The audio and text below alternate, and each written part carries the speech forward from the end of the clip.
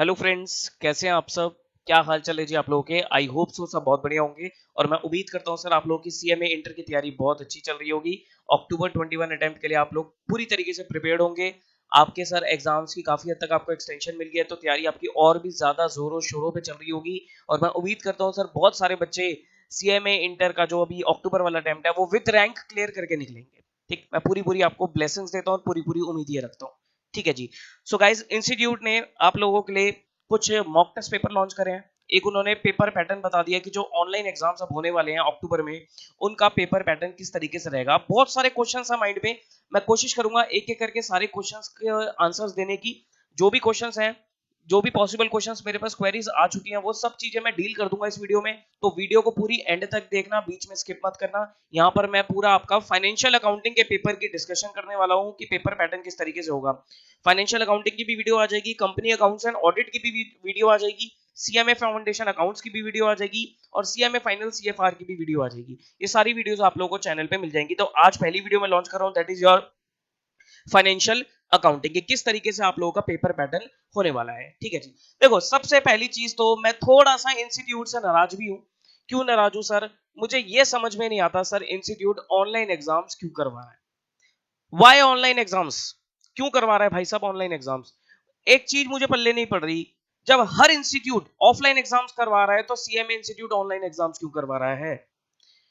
इतने बड़े बड़े एग्जामिनेशंस होते हैं, एसएससी का एग्जाम होता है, डीएसएसबी का एग्जाम होता है, और भी कई सारे लार्ज स्केल पे जो एग्जाम होते हैं वो सब ऑफलाइन मोड पे हो रहे हैं।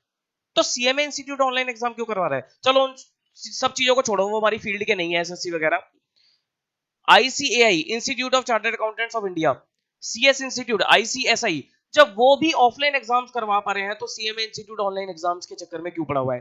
वो ऑफलाइन एग्जाम्स क्यों नहीं करवा पा रहा, मुझे ये समझ में नहीं आता। देखो, मैं बाय क्वालिफिकेशन एक चार्टर्ड अकाउंटेंट हूं, मैं सीए इंस्टीट्यूट का मेंबर हूं।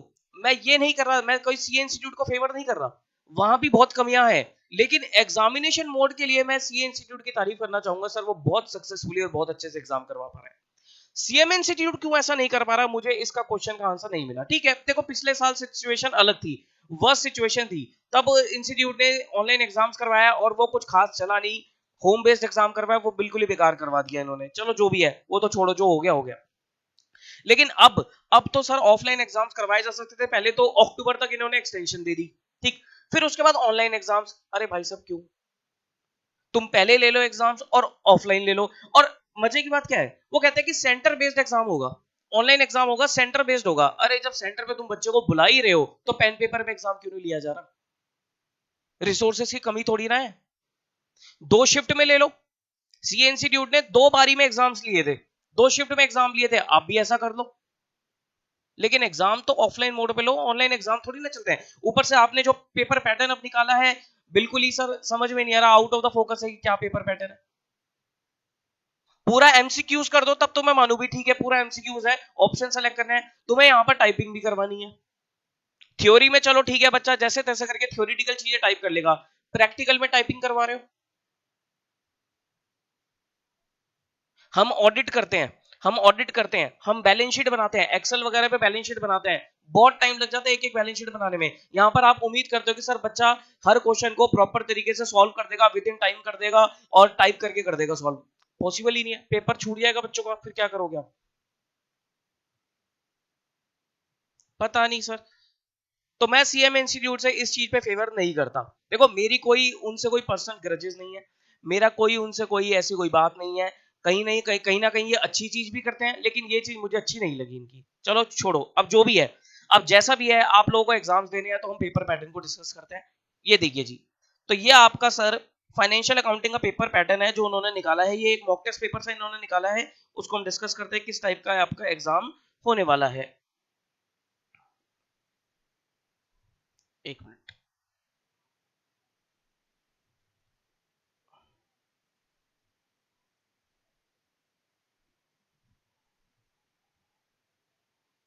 लो जी,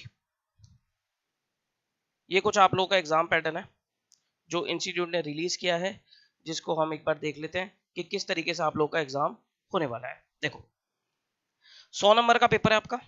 ठीक, 3 घंटे ही मिलेंगे आपको, कोई एक्स्ट्रा टाइम नहीं है, 3 ही घंटे इन्होंने दिए हैं। अब एक एक पॉइंट को ध्यान से पढ़ना।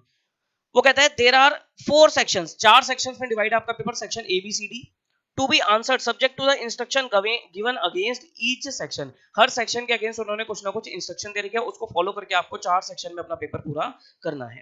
पहला, time allotted for section A and B shall be limited to a maximum of 50 minutes. एक तो यहां एक कमी लग रही है मुझे कि सर अब तुमने ए और बी जो सेक्शन दिया है वो हालांकि एमसीक्यू बेस्ड है, वो सारा का सारा ऑप्शनल है, ऑप्शन बेस्ड है, लेकिन उसमें भी टाइम लिमिट दे दी 50 मिनट की। ये मुझे समझ में नहीं आता, टाइम लिमिट क्यों दे रहे हो? जब तुमने ऊपर 3 घंटे की टाइम लिमिट दे दी, फिर इंटरनल टाइम लिमिट देने की क्या मतलब है? ओवरऑल 3 घंटे की टाइम लिमिट दो ना, कि 3 घंटे में आपको पेपर पूरा करना है। हम करेंगे, बच्चे पूरी जी जान लगा देंगे, लेकिन बच्चे करके दिखाएंगे। आपने चैलेंज दिया है ना, बच्चे एक्सेप्ट करके करके दिखाएंगे। लेकिन यहाँ इंटरनल टाइम लिमिट लगाने का क्या मतलब है? जो भी आप लगा दी इन्होंने, सेक्शन ए और बी आपको क्या करना है सर? 50 मिनट्स में पूरा करना है, ठीक। बाकी 130 मिनट्स में देखो, जो आपका 180 में से ए एंड बी के लिए इन्होंने दिए हैं 50 मिनट, और सेक्शन सी एंड डी के लिए इन्होंने दिए हैं आपके मैक्सिमम 130 मिनट्स। हाँ, अगर आपका ए और बी टाइम से पहले हो जाए, 50 मिनट से भी पहले हो जाए, तो आप यूटिलाइज कर सकते हो, उसमें कोई दिक्कत वाली बात नहीं है। लेकिन ए और बी जो है वो 50 मिनट्स है, मे बी मेरे ख्याल से ऐसा ही होगा कि 50 मिनट्स में वो जो सेक्शन है वो आपका हट जाएगा, ठीक। तो 50 मिनट्स में आप जितना कर लोगे वो आपका ओके हो जाएगा। अगर उससे ऊपर क्रॉस करोगे तो वो सेक्शन वो हटा देंगे, कुछ ना कुछ रिमूव हो जाएगा, कुछ ना कुछ इसी तरीके का टाइम होगा, तभी इन्होंने टाइम लिमिट डिसाइड करी है। आओ जी, सेक्शन ए। सेक्शन ए इन्होंने जो डाला है वो एमसीक्यूज डाले, ठीक। 20 नंबर का सेक्शन ए है, जिसमें आपके 20 क्वेश्चन है, एक एक नंबर के। 20 क्वेश्चन है आपके, कितने कितने नंबर के सर? एक एक नंबर के 20 क्वेश्चन है। ऊपर इंस्ट्रक्शन पढ़ते हैं, you are required to answer all the questions, each question carries 1 mark, ठीक है। इसमें कोई आपकी चॉइस वगैरह नहीं है, एक एक क्वेश्चन एक एक नंबर का है। Each question is followed by 4 answer choices, only 1 is correct, you are required to select the choice which according to you represent the correct answer, ठीक है। आपको ऑप्शन सेलेक्ट करना है, कोई रीजनिंग वगैरह की रिक्वायरमेंट नहीं है, सिर्फ आपको करेक्ट ऑप्शन सेलेक्ट करना है। तो यहाँ इन्होंने 20 एमसीक्यूज डाल दिए हैं, ठीक है जी। ये देखो, ये 20 एमसीक्यूज आपको यहाँ पर दिख रहे हैं, ये 20 एमसीक्यूज इन्होंने यहाँ पर डाले हैं, ठीक है जी। देखो यहां तक इन्होंने 20 एमसीक्यूज, 20 इन्होंने एमसीक्यूज यहाँ पर डाल दिए, ठीक। अब क्वेश्चन अराइज होता है, सर एमसीक्यू किस टाइप के चैप्टर से आ सकते हैं? ये एक बढ़िया क्वेश्चन है कि सर एमसीक्यूज जो हैं वो किस टाइप के चैप्टर से आ सकते हैं? क्या एमसीक्यू थ्योरेटिकल चैप्टर से आएगा? ऐसा नहीं है। मेरा तो सर ये मानना है कि थ्योरेटिकल में से एक दो क्वेश्चन पूछ लेंगे, लेकिन ज्यादातर एमसीक्यूज आपको प्रैक्टिकल चैप्टर से मिलते हैं, कॉन्सेप्ट से एमसीक्यूज बनते हैं। और मैं आपको दिखा भी देता हूं, यहाँ पर देखो, आपको एक थ्योरी मिलेगा। जैसे देखो, पहला चैप्टर है, पहला क्वेश्चन है, ये इन्होंने एनपीओ से डाला, प्रैक्टिकल चैप्टर है। अगला भी इन्होंने एनपीओ से डाला, ये भी प्रैक्टिकल चैप्टर है। ये भी इन्होंने एनपीओ से डाला, प्रैक्टिकल है। ये इन्होंने थ्योरी से डाल दिया, ये थ्योरेटिकल चीज है। ये भी इन्होंने थ्योरी से डाल दिया, ये भी इन्होंने थ्योरी से डाल दिया, कैपिटल एक्सपेंडिचर, ठीक है। उसके बाद ये देखो, बिल्स ऑफ एक्सचेंज से डाला इन्होंने। उसके बाद ये भी इन्होंने ये डेप्शन से डाल दिया, ये थ्योरी से डाल दिया, ये भी थ्योरी से डाल दिया, ये कंसाइनमेंट से डाल दिया, ये आपका फाइनल अकाउंट से डाल दिया, ये आपका थ्योरी से डाल दिया, ये आपका एएस 5 से डाल दिया, ये आपका फाइनल अकाउंट से डाल दिया, ये आपका सेल बैलेंसिंग लेजर से डाल दिया, ये भी आपका ये डिपार्टमेंट से डाल दिया, ये आपका सेल बैलेंसिंग से डाल दिया, और ये आपका हायर परचेज से डाल दिया, ये डिपार्टमेंट से डाल दिया, ठीक है। तो ज्यादातर आपको क्या मिल रहा है सर? ज्यादातर आपको प्रैक्टिकल चैप्टर मिल रहा है, तो आप प्रैक्टिकल चैप्टर के कॉन्सेप्ट्स अच्छे से पढ़ के जाओगे। अब वो देखो, ऑनलाइन एग्जाम है तो आपका जो क्वेश्चंस की प्रैक्टिस है वो चाहे आप थोड़ा बहुत कम भी कर लो, कोई दिक्कत नहीं है, लेकिन आपका जो कॉन्सेप्चुअल क्लैरिटी है वो पक्की होनी चाहिए। कॉन्सेप्चुअल क्लैरिटी आपकी बिल्कुल परफेक्ट होनी चाहिए, आपका कॉन्सेप्ट स्ट्रांग होनी चाहिए, क्योंकि ये जो पहले सेक्शन ए और बी 40 नंबर के आपके बनेंगे ना, ये आपके पूरे पूरे कॉन्सेप्ट्स हैं। अगर आपके कॉन्सेप्ट फंडे पक्के हैं तो मैं उम्मीद करता हूं सर आप इस पूरे 40 में से 40 लेकर आ सकते हो। मतलब 40 में से 35 तो आपके कहीं भी नहीं गए, 35 मार्क्स तो आपके इस सेक्शन ए और बी में कहीं भी नहीं गए, अगर आपकी कॉन्सेप्चुअल क्लैरिटी अच्छी है तो, ठीक है जी। अब आ जाते हैं सेक्शन नंबर बी पे। यहां भी वो कहता है कि you are required to answer all the questions, कोई क्वेश्चन में चॉइस नहीं है। Each question carry 1 mark and each question is followed by a space, you are required to type your answer. यहां पर मतलब आपको लंबा चौड़ा टाइपिंग नहीं करनी, सिर्फ वन वर्ड है यहां पर, ठीक। 20 क्वेश्चन है, एक एक नंबर के, वन वर्ड फॉर्म में आंसर है, ट्रू फॉल्स हो सकते हैं या कोई फिल इन द ब्लैंक्स हो सकता है, वन वर्ड टाइप में आंसर हो सकते हैं आपके, ठीक। ये देखो, यहां पर आपको 20 क्वेश्चंस मिलेंगे वन वर्ड फॉर्म में, और ये भी सर प्रैक्टिकल थ्योरी मिक्स है। तो अगेन यहां पर आपकी कॉन्सेप्चुअल क्लैरिटी काम आ जाएगी। देखो, डिसोल्यूशन का भी दे दिया इन्होंने क्वेश्चन, मतलब कुछ भी दे सकता है, AS2 से दे दिया इन्होंने, AS10 से दे दिया, बिल्स ऑफ एक्सचेंज का दे दिया, जॉइंट वेंचर का दे दिया। तो मेरा देखो ये मानना है कि सेक्शन A प्लस बी, ये आपका जो 40 नंबर का है, इसमें आप नाना करते हुए भी 35 नंबर स्कोर कर सकते हो, क्योंकि ये पूरा का पूरा कॉन्सेप्ट बेस्ड है, कॉन्सेप्ट बेस्ड है। तो आपको हर चैप्टर के फंडे क्लियर होने चाहिए, हर चैप्टर के आपके फंडे क्लियर होने चाहिए। हालांकि मैं अभी रिवीजन लेक्चर शुरू करूंगा तो उसमें कॉन्सेप्ट को ही हम पकड़ेंगे, तो हम कॉन्सेप्ट को एक एक कॉन्सेप्ट को एक अच्छे से समझ के आपको रिवाइज करवा दूंगा। बट जब भी आप अभी आप पढ़ाई कर रहे हो तो आपके फंडे क्लियर, बिल्कुल क्रिस्टल क्लियर आपके फंडे हो जाने चाहिए, ठीक। तो आपको कुछ आगे जाकर फायदा मिलेगा और इस 40 में से 35 नंबर आप आराम से स्कोर कर लोगे। देखो फाइनेंशियल अकाउंटिंग एक ऐसा पेपर है जिसमें आप 80 प्लस आराम से लेकर आ सकते हो। फाइनेंशियल अकाउंटिंग हो गया, कंपनी अकाउंट्स एंड ऑडिट हो गया, कॉस्ट अकाउंटिंग हो गया, ये जितने भी प्रैक्टिकल पेपर है इनमें आप 80 प्लस लेके आ सकते हो। लेकिन उसमें भी जो अकाउंट्स का एरिया होता है, ऐसा नहीं है सर मैं अकाउंट्स पढ़ाता हूं इसलिए मैं बोले जा रहा हूं कि अकाउंट्स में नंबर आएंगे, नहीं सर, ये सच्चा है, ये सच्चाई है कि financial accounting, company accounts and audit, ये दोनों पेपर ऐसे हैं आप इसमें बड़ी आराम से 80 प्लस स्कोर कर सकते हो। लेकिन you need to have a good strategy, आपकी गुड स्ट्रेटजी होनी चाहिए। जैसे मैंने पहली चीज आपको ये बता दी कि 40 में से 35 नंबर तो यहां पर पक्के कर लो, 35 नंबर आपने यहां पर पक्का कर लिए।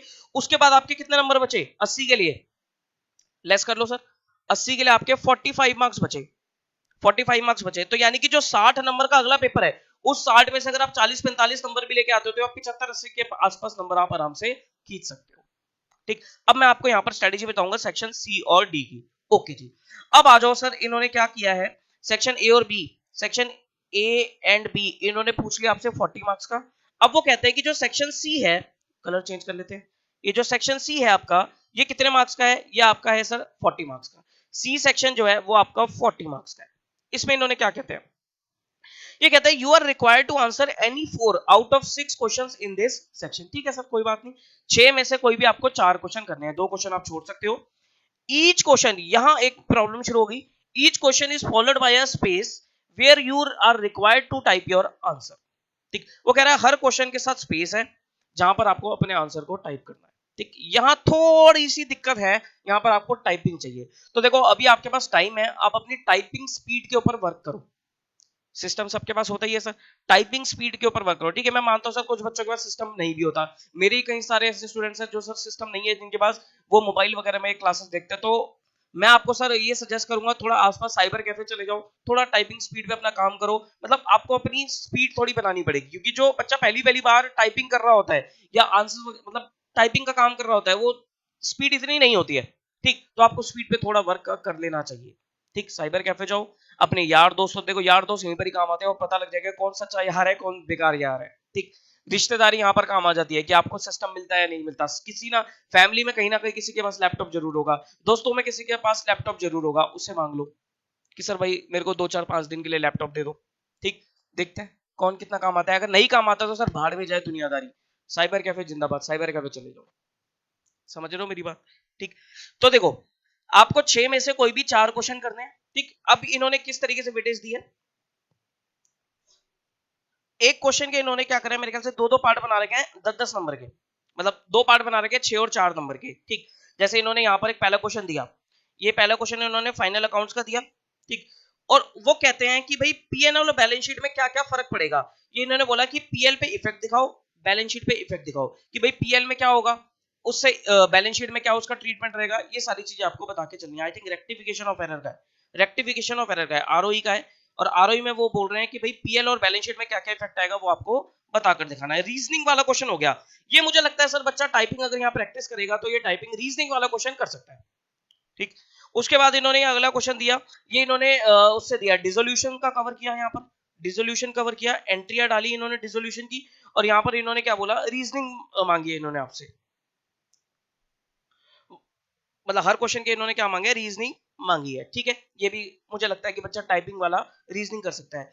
अब यहां पर इन्होंने क्या करा सर, ये इन्होंने अगेन डिसोल्यूशन का क्वेश्चन दिया, क्वेश्चन नंबर 4 का ए पार्ट डिसोल्यूशन का, और यहां पर इन्होंने क्या करा, यहां पर इन्होंने एंट्रीज मांगी है। ये थोड़ा सा एक एरिया है कि सर एंट्री डालना, अपना टाइप करना एंट्री, मुझे लगता है सर टफ है, मेरे लिए तो टफ है, मेरे लिए तो एंट्री होगा टाइप करना टफ है। ठीक, अब पता नहीं सर आप लोग क्या करोगे, देखते हैं।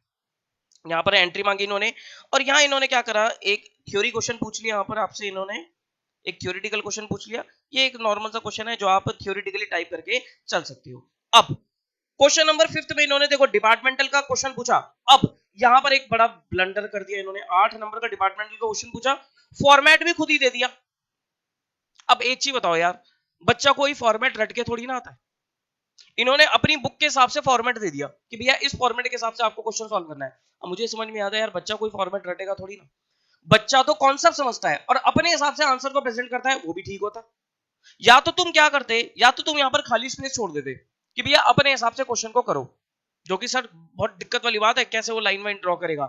या फिर ये कर सकते थे, अरे पेन पेपर पे करो, अपलोड कर दो अपना आंसर, अपलोड कर दो, ये भी एक फैसिलिटी कर सकते थे। खैर जो भी है, उन्होंने यहाँ पर क्या करा, अपना फॉर्मेट दे दिया और उन्होंने बोला इसी फॉर्मेट पे करना है कि भैया क्लोजिंग स्टॉक निकालनी है आपको XYZ का, ये फॉर्मेट है आपका, टेबल दे दिया। सेल प्रोसीड्स निकालनी है आपको, इसी फॉर्मेट में निकालनी है। बच्चा कंफ्यूज हो सकता है कि सर कैसे करूं, फिर वर्किंग नोट भी मांग रहे हैं कि वर्किंग नोट जो आपने लिए वो करो। फिर उसके बाद यहाँ पर इन्होंने ये सेलिंग प्राइस वगैरह मांग ली, ये सारी चीजें करके इन्होंने एक 8 नंबर का क्वेश्चन बना दिया, जो मेरे हिसाब से आप लोगों को नहीं करना चाहिए, नहीं करना चाहिए। यहां पर मैं आपको ये भी बताऊंगा कि सर ऑनलाइन में कैसे स्कोर करोगे आप, किस चीज को पे ज्यादा फोकस करके चलना, ठीक है जी। और यहां पर इन्होंने एक 2 नंबर का थ्योरेटिकल क्वेश्चन बोला, ये चलो ठीक है, बच्चा फिर भी टाइप कर लेगा। अब क्वेश्चन नंबर 6 पे आते हैं। यहां पर इन्होंने AS9 का थ्योरेटिकल क्वेश्चन डाला, ये फिर भी बच्चा एक कैसे करके टाइप कर लेगा। और फिर उसके बाद यहां पर एक और 4 नंबर का क्वेश्चन दिया थ्योरी, यहां भी बच्चा टाइप कर लेगा। यहां पर इन्होंने क्या करा, देखो पूरा पार्टनरशिप का क्वेश्चन दे दिया, ठीक। इसमें इन्होंने क्या करा सर, पार्ट्स में डिवाइड कर दिया कि जैसे 5 नंबर का उन्होंने बोला रिवैल्यूएशन अकाउंट बनाओ, 5 नंबर में उन्होंने बोला पार्टनर्स कैपिटल अकाउंट बनाओ, ठीक है। ऐसे करके इन्होंने क्या करा, एक 10 नंबर का क्वेश्चन बनाया और इन्होंने क्या बोला कि भाई यहाँ पर आपको अपना 4 शॉर्ट नोट करने हैं, 2.5 नंबर का एक शॉर्ट नोट है, ठीक। तो यहाँ पर आपको 4 शॉर्ट नोट करने हैं। इस तरीके से इन्होंने क्या करा है, 40 नंबर यहाँ पर कवर करे, ठीक। अब एज पर माय सजेशन, मेरे हिसाब से ये 40 नंबर स्कोर करने के लिए आपको रीजनिंग वाले क्वेश्चन, थ्योरी वाले क्वेश्चन, इन पे ज्यादा फोकस करना चाहिए। देखो आपको 6 में से कोई भी 4 क्वेश्चन करने हैं ना, तो जो रीजनिंग वाले क्वेश्चन है या थ्योरी वाले क्वेश्चन है, जैसे अकाउंटिंग स्टैंडर्ड के क्वेश्चन हो गए, रीजनिंग के क्वेश्चन हो गए कि भाई ऐसा वैसा, जैसे उसमें था effect on trial balance, effect on balance sheet बताओ। एक डिसोल्यूशन का उन्होंने रीजनिंग वाला क्वेश्चन पूछ लिया, मतलब जहां पर आपकी टाइपिंग इन्वॉल्व है ना, लिखना, थ्योरी लिखने वाली इन्वॉल्व है ना चीजें, उस चीज पे फोकस करना। प्रैक्टिकली अगर आप, जो प्रैक्टिकल क्वेश्चन होता है उसको अगर आप सिस्टम में टाइप करने लगोगे, वो बहुत टाइम कंज्यूमिंग हो जाएगा, उसमें आपका पेपर छूट जाएगा। समझ रहे हो मेरी बात। तो जो आपके रीजनिंग और थ्योरेटिकल क्वेश्चन है 40 नंबर में, आपको उन्हीं पे फोकस करना है, ठीक। मैं नाना करते हुए भी अगर आप अच्छे से तैयारी करके जाओ, मैं 40 में से कहता हूं चलो आपने यहां पर 30 नंबर स्कोर कर लिया, 30 नंबर आपने यहां पर क्या करा, स्कोर कर लिया, ठीक है। 35 ऊपर मैंने जोड़ लिए थे, 30 नंबर यहां जोड़ लिए थे, 65 नंबर यहां पर आपके कवर हो गए, 65 मार्क्स आपके कवर हो गए। अब आ जाते हैं सेक्शन डी, 20 नंबर का सेक्शन डी है। यहां पर मजे की बात क्या करा इन्होंने, यहां पर बोला ऑल क्वेश्चंस आपको करने हैं, यहां पर कोई इन्होंने चॉइस ही नहीं दी। सी सेक्शन में दे दी इन्होंने 40 नंबर में, यहां भी तो दे देते, यहां भी तो दे देते, यहां इन्होंने नहीं दी, ठीक है कोई बात नहीं।